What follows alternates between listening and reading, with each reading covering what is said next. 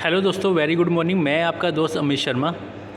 आज के इस वीडियो में हम बात करेंगे एबीबी ब्रेकर के ऊपर में LSIG प्रोटेक्शन कैसे सेट की जाती है। तो जैसे कि दोस्तों हम ये देख रहे हैं, ये एबीबी में कंपनी का ब्रेकर है। ये एक ACB टाइप ब्रेकर है। इस ब्रेकर की जो रेटिंग है वो है 4000 एम्पेयर रेटिंग। और यहाँ पे ब्रेकर के अंदर में जो micro processor based relay use की गई है वो इलेक्ट्रॉनिक टाइप रिले है। इसके अंदर में LSIG की सेटिंग कैसे करते हैं उसके बारे में हम देखेंगे। तो दोस्तों सबसे पहली बात यह है कि ये जो टच डिस्प्ले है ये तभी ऑन होगी जब ब्रेकर में से ब्रेकर का 20% नियर अबाउट करंट जो है वो फ्लो करेगा। मतलब अगर हमारा ब्रेकर लोड पे है और जो करंट है वो ब्रेकर की कैपेसिटी का 20% है, तभी ये डिस्प्ले ऑटो में ऑन होगी। या फिर सेकंड ऑप्शन है कि ये जो ब्रेकर है, ब्रेकर के ऊपर में जो इसके कंट्रोल टर्मिनल हैं उनके ऊपर में K1 K2 टर्मिनल दिए गए हैं, वहाँ पे हम 24 वोल्ट DC की सप्लाई प्रोवाइड करें। तो वो जो 24 वोल्ट DC है उसका पॉजिटिव जो है वो K1 पे कनेक्ट करेंगे और जो नेगेटिव है वो K2 पे कनेक्ट करेंगे। तब हमारी जो डिस्प्ले है वो विदाउट लोड भी हमेशा ऑन रहेगी और उसके थ्रू हम जो है वो सेटिंग्स एडजस्ट कर सकते हैं। अगर हम यहाँ पे कंट्रोल टर्मिनल्स में देखें तो यहाँ पे K1 और K2 लिखा हुआ है। तो वो जो 24 वोल्ट DC सप्लाई है वो हमें एक यहाँ पे कनेक्टर लगाना है जिसमें कि हम वायर कनेक्ट कर सकें और उसको हमने K1 K2 पे यहाँ पे फिक्स कर देंगे। तो जब यहाँ पे हम सप्लाई टर्मिनल दे देंगे तो ये डिस्प्ले को पावर ऑन कर देगा। अभी हम देखते हैं कि जब हमारा डिस्प्ले ऑन हो गया है तो हम सेटिंग में कैसे एंटर करेंगे, कैसे उसके पैरामीटर को सेट करेंगे। तो सबसे पहले दोस्तों डिस्प्ले जो इस तरह से ऑन होगी, इसमें सेंटर में देखेंगे तो मीनू बटन है, इसको प्रेस करेंगे। प्रेस करने के बाद डिस्प्ले कुछ इस तरह से दिखाई देगी। तो सबसे पहले हमें सेटिंग करने के लिए LSIG की जो सेटिंग करनी है उसके लिए इस वाले ऑप्शन पे क्लिक करेंगे, फर्स्ट ऑप्शन पे। जैसे ही क्लिक करेंगे तो इस तरह से हमारी जो डिस्प्ले है वो ओपन होगी। अभी दोस्तों यहाँ पे लिखा हुआ है प्रोटेक्शन, तो जो हम LSIG की प्रोटेक्शन की सेटिंग है वो यहाँ पे करेंगे। तो प्रोटेक्शन में जाएंगे, इसके बाद यहाँ देखेंगे तो यहाँ पे लिखा आ रहा है L protection, S protection, S2 protection, I protection और G प्रोटेक्शन। तो ये जो प्रोटेक्शन है जो हम ब्रेकर में ब्रेकर के पैरामीटर में हम एंटर करते हैं। तो L जो है वो स्टैंड करती है लॉन्ग टाइम, जिसको हम थर्मल ओवरलोड ट्रिपिंग भी कहते हैं। S जो है वो शॉर्ट सर्किट प्रोटेक्शन है। I जो है वो इंस्टेंटेनियस करंट प्रोटेक्शन है और G जो है वो अनबैलेंस करंट है, जिसको ग्राउंड फॉल्ट बोलते हैं।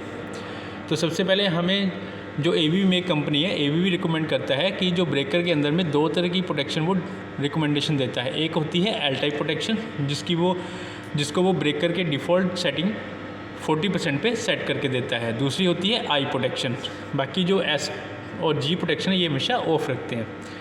तो अभी हम सबसे पहले सेट करेंगे थर्मल ओवरलोड प्रोटेक्शन। तो यहाँ पे L पे क्लिक करेंगे, यहाँ पे 49 भी लिखा आ रहा था। उसके बाद यहाँ देखेंगे तो यहाँ पे फंक्शन आया। फंक्शन में हमें कुछ नहीं करना है। जो थ्रेशोल्ड I1 वैल्यू है ये वैल्यू को ही हमें चेंज करना है। जैसे अभी हमारा जो ब्रेकर है, जैसे हम यहाँ देखेंगे तो 4000 एम्पेयर का है, लेकिन यहाँ पे जो इसकी I1 वैल्यू आ रही है वो 3200 आ रही है, क्योंकि यहाँ पे हमने इसको 0.800 IN किया हुआ है।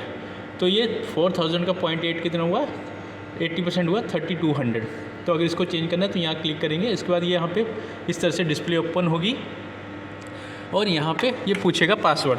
तो जो इसका पासवर्ड है रहेगा वो हम 0001 है। तो इसको कंफर्म करेंगे, फिर कंफर्म करेंगे, नेक्स्ट जाएगा, कंफर्म करेंगे, नेक्स्ट जाएगा। इसके बाद यहाँ पे जब 1 आएगा तो यहाँ अप साइड में क्लिक करेंगे। अभी ये पासवर्ड आया, पासवर्ड हम एंटर कर देंगे। अभी इसको कम ज़्यादा करना है तो यहाँ प्लस और माइनस के साइन दिए गए हैं, इससे हम कम ज़्यादा कर सकते हैं। अगर इसको कंटिन्यू प्रेस करके रखेंगे तो जल्दी माइनस में जाएगा। अगर प्लस साइड को कंटिन्यूस प्रेस करके रखेंगे तो प्लस साइड में कंटिन्यू, मतलब जल्दी इसके जो इंक्रीमेंट्स हैं वो वैल्यू बढ़ेंगी। तो जैसे जैसे हम वैल्यू चेंज करेंगे वैसे वैसे हम यहाँ देखेंगे तो इसकी जो एम्पेयर रेटिंग है वो भी चेंज हो रही है। अब मान लीजिए मेरे को इसको 3200 करना है, तो मैं इसको धीरे धीरे करूँगा ताकि 3200 तक इसको सेट कर सकूँ। उसके बाद कंफर्म कर देंगे। अब कंफर्म करने के बाद यहाँ पे टाइम आएगा। तो टाइम जो है वो टाइम डिले है कि कितनी देर के बाद इसको ट्रिप करेंगे। अगर 3200 से ज़्यादा करंट इमीडिएट गया तो ये 3 सेकंड में ट्रिप कर जाएगा। ये इसके थर्मल कैरेक्टरिस्टिक पर डिपेंड करता है। उसके बाद टाइम को भी हम कम ज़्यादा कर सकते हैं। उसके बाद इसको कंफर्म कर देंगे तो टाइम जो भी हम यहाँ पे टाइम सेट करेंगे वो सेट हो जाएगा। उसके बाद थर्मल मेमोरी ऑफ ही रखेंगे। Pre alarm I1 90%। ये जो 90% है ये बेसिकली क्या है कि जैसे अभी हमने ब्रेकर किया 3200 एम्पेयर पे, 4000 के ब्रेकर को 3200 एम्पेयर की सेटिंग पे हमने एडजस्ट किया। अब जैसे ही करंट 3200 का 90% क्रॉस करेगा तो यहाँ पे अलार्म ब्लिंक करने स्टार्ट कर जाएगा, जिससे हमें पता लगेगा कि कुछ जो है एबनॉर्मलिटी है, तो उसको हम यहाँ पे चेक कर सकते हैं। अभी ये तो हुई हमारी एल प्रोटेक्शन। अब हम देखेंगे एस प्रोटेक्शन।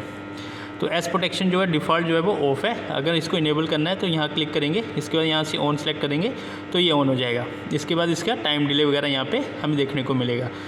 थ्रेश होल्ड की वैल्यू I2 जो है वो 2 टाइम्स रखी हुई है ब्रेकर का। ब्रेकर की कैपेसिटी कितनी है 4000, तो यहाँ पे हमने कितना किया 2 टाइम्स किया, तो ये आ गया हमारा 8000 एम्पेयर।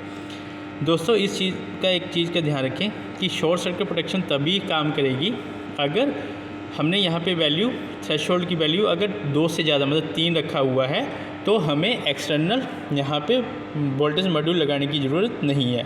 अगर हमने यहाँ पे सेटिंग 2 रखी हुई है तो यहाँ पे एक मॉड्यूल लगेगा, वो मॉड्यूल लगने के बाद ही ये जो सेटिंग है सही से काम करेगी। अदरवाइज़ जो हमारी लीज कॉइल है वो हमें न्यूसेंस ट्रिपिंग प्रोवाइड करती रहेगी। तो जब भी अगर इस प्रोटेक्शन को आप ऑन करते हैं तो ध्यान रखिए कि इसकी जो वैल्यू है वो ग्रेटर देन 2 रखें। जैसे अभी यहाँ पे 2 है, इसको हम 3 कर देंगे तो हमें वो जो न्यूसेंस ट्रिपिंग आएगी वो ट्रिपिंग नहीं आएगी। तो इस तरह से हम इसको कंफर्म करेंगे तो ये वैल्यू भी हमारी कंफर्म हो जाएगी। उसके बाद यहाँ पे टाइम डिले है। टाइम डिले की जो वैल्यू है वो है 0.05 सेकंड। अगर शॉर्ट सर्किट हुआ और ये जो करंट है 12000 एम्पेयर से अगर ज़्यादा हुआ तो 0.05 सेकंड में ये ट्रिप कर जाएगा। लेकिन अभी हम इस सेटिंग को डिसेबल ही रखेंगे क्योंकि ये डिफ़ॉल्ट जो था वो डिसेबल था।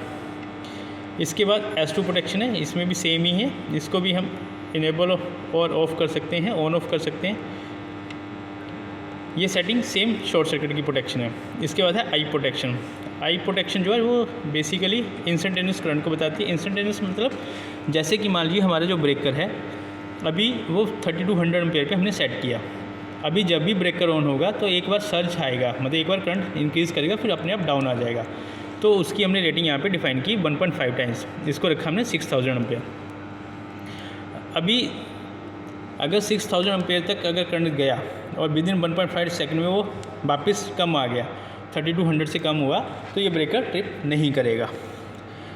तो ये जो है इंस्टेंटेनियस के लिए यूज़ किया जाता है। इंस्टेंटेनियस का मतलब ये होता है कि शॉर्ट टाइम के लिए जाएगा फिर वापस से नॉर्मल हो जाएगा। तो ये कंडीशन हमारी स्टार्टिंग के केस में आती है जब ब्रेकर ऑन होता है। उसके बाद है जी प्रोटेक्शन। जी प्रोटेक्शन जो है वो अभी ऑफ़ है, इसको भी हम ऑन ऑफ कर सकते हैं। अगर इसको हम ऑन करते हैं तो यहाँ इनेबल पे जाएंगे, ऑन पे क्लिक करेंगे तो ऑन आएगा। उसके बाद यहाँ पे थ्रेशोल्ड I4 वैल्यू लिखा रहा है। अभी अगर इस सेटिंग को हम ऑन करते हैं तो ये जो सेटिंग हमें बता रही है कि अगर 800 एम्पेयर के करीब में करंट जो है वो तीनों फेज़ में अनबैलेंस हुआ या किसी फेज़ 2 फेज़ में अनबैलेंस हुआ तो विद इन 0.40 सेकंड में ये ब्रेकर जो है वो ट्रिप कर जाएगा। डिफ़ॉल्ट ये दोनों सेटिंग जो होती हैं वो ऑफ़ रहती है। जो ABB रिकमेंड करता है कि इन दोनों सेटिंग को आपको ऑफ़ रखना है, लेकिन कस्टमर नीड पे इनको ऑन किया जाता है।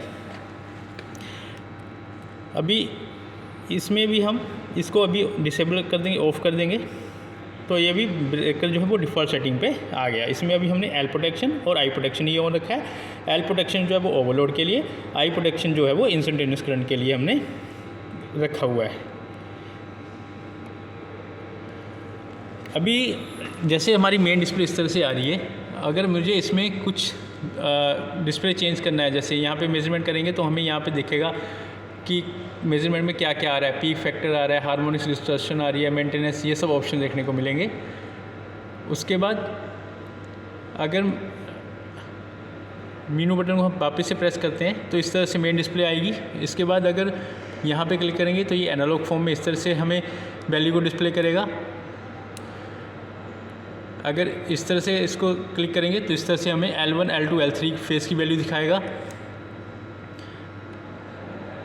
और इस पे क्लिक करेंगे तो इस तरह से हमें ये वैल्यू दिखाएगा। तो इस तरह से हम किसी भी जो हमारा ABB मेक का अगर कोई ACB ब्रेकर है और उसमें इलेक्ट्रॉनिक्स जो रिले लगी हुई है वो टच टाइप है, तो उसमें हम इस तरह से LSIG की सेटिंग को कर सकते हैं।